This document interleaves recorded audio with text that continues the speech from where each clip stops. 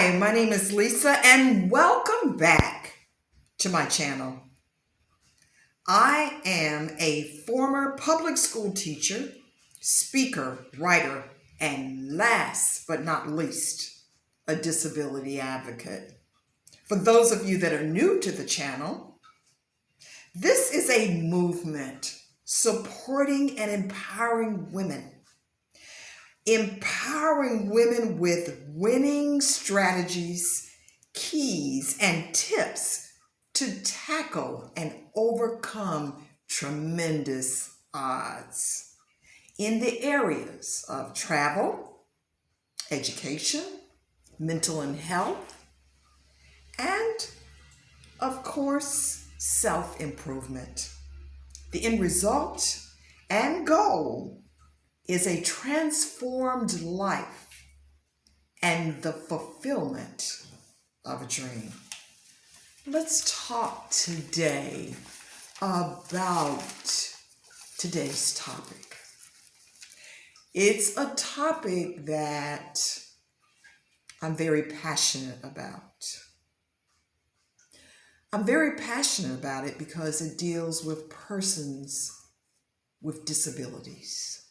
And the title of the message is How to Come to Grips with Becoming Disabled, Part 1.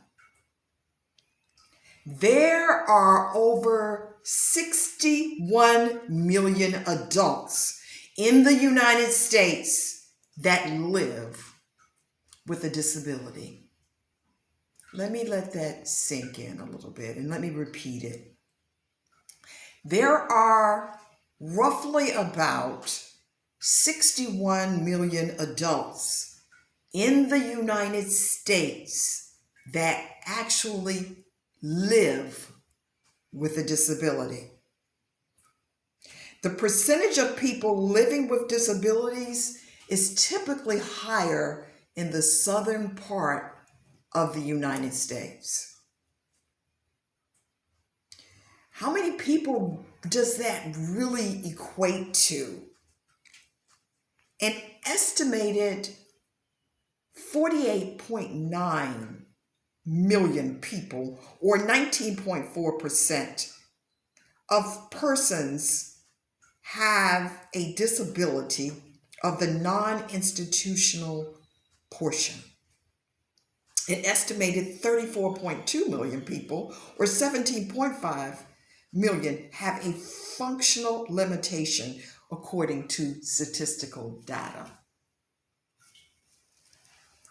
And get this, because this figure blew my mind. There are over 1 billion people in the world that have a disability. The most common type of disability is the one that is of an ambulatory type, which means that you can't move or walk.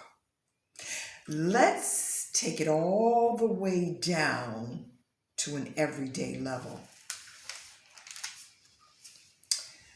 People either come and become disabled at birth or through an accident or sickness.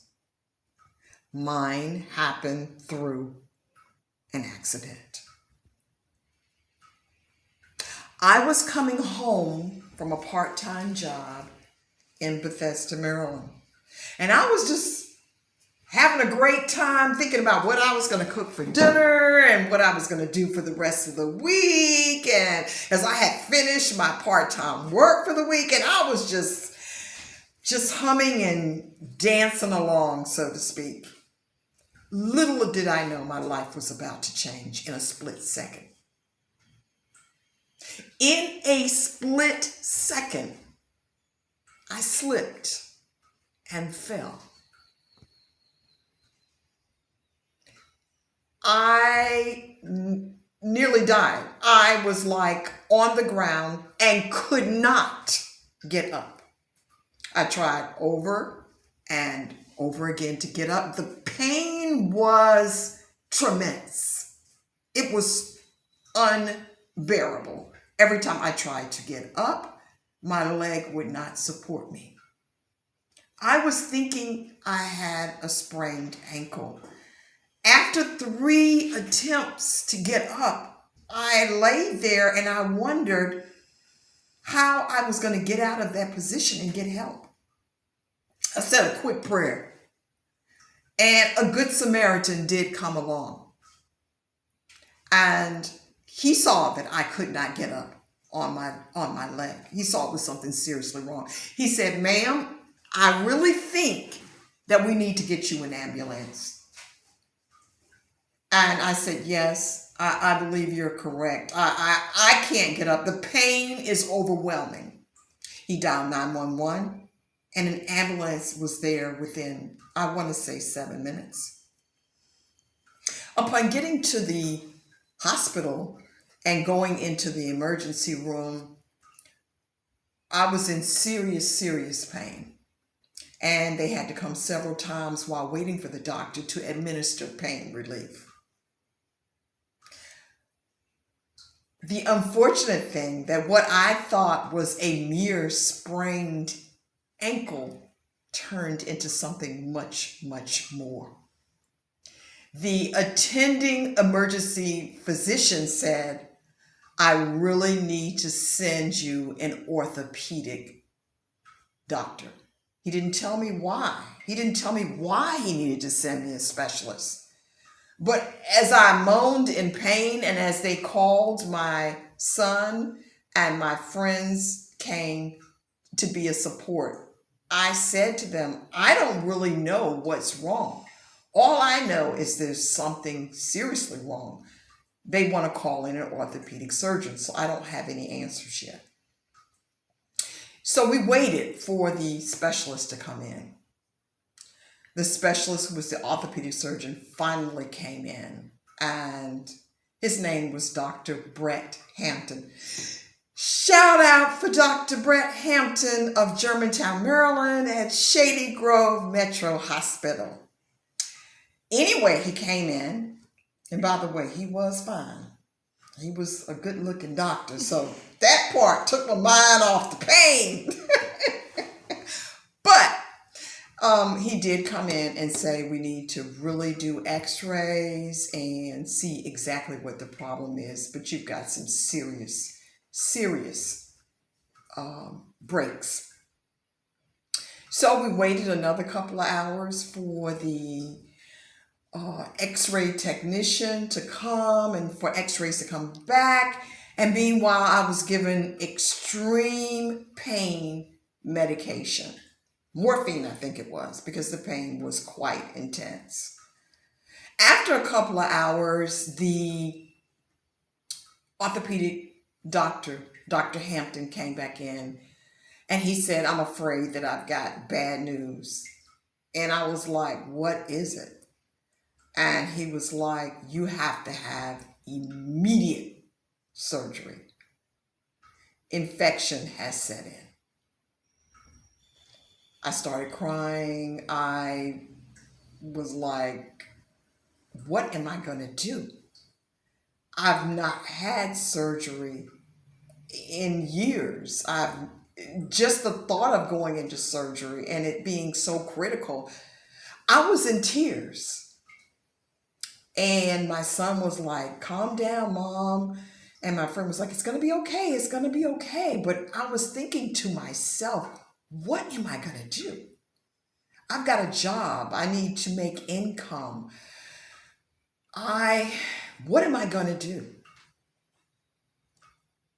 So the doctor said, "I'll give you some time to think about it, and I'll come back in about a half hour, and we can schedule your surgery right away."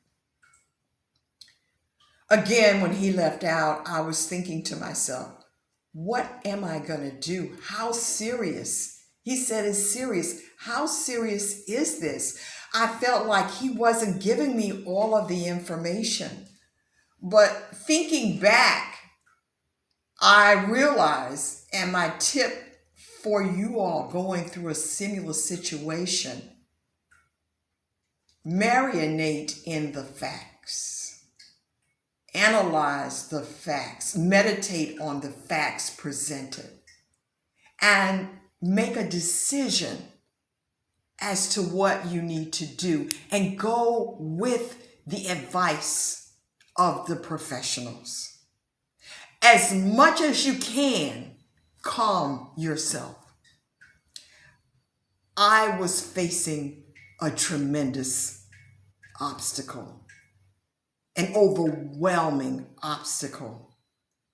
And I had to consider what the doctor was saying, number one. And number two, I had to consider what my son and my friend was saying. As much as possible, stay calm and focus on the outcome. This is part one of my story. Please like, subscribe, but most of all, comment. Have you ever been through a similar situation? Have you ever come up against such tremendous odds? And if so, what did you do? Have you become disabled as a result of an accident? What were your feelings? What were your emotions? Please comment. Let us know. And most of all, stay tuned for part two of how to overcome becoming disabled. Love you much.